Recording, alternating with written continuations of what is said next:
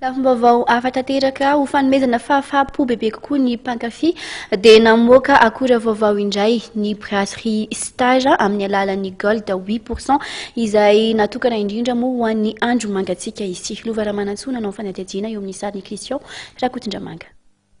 Gold 8% io no akora vaovao navoakan'ny Brasseries Star. Manatevin-darinareo gold efa navoakan'ity orinasa mpamokatra zava-pisotro ity eny an-tsena arak'izany ny gold 8%. Izay nampahafantarina tampombo ofisialy ny mpanao gazety eo maran'io teny amin'ny trano fivarotana iray etsy Andavamamba. Manana ny mampiavaka azy ny gold 8% izay mety tokoa ho an'ireo mpankafy indrindra amin'izao vanim-potoana ririnina izao.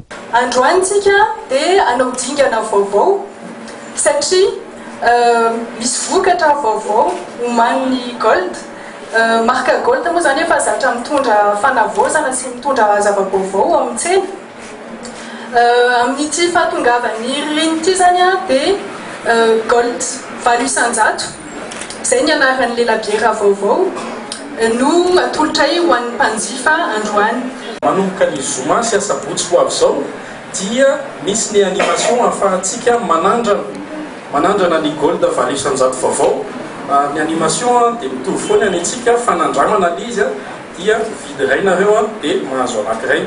Amidy amin'ny vidiny mirary R700 monja eny amin'ny toeram-pivarotana mahazatra, toeram-pivarotana lehibe, kafe, hôtel sy trano fisakafoana ny gold 8% ary ho hitanao zany eto Antananarivo, Antsirabe sy Fianarantsoa.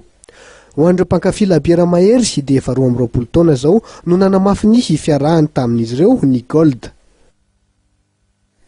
Tapitra tao anatin'ny fanadihadiana iny ihany koa moa ny fotoana niarahako taminao tao anatin'izao alina izao. Isaorana sy ankasitrahana ianao nanaraka ny vaovao hatramin'ny farany tompoko lahy sy tompoko vavy. Mametraka ny veloma mandrapitafa ho amin'ny rampitso amin'ny valora hatrany ny tenako. Veloma tompoko.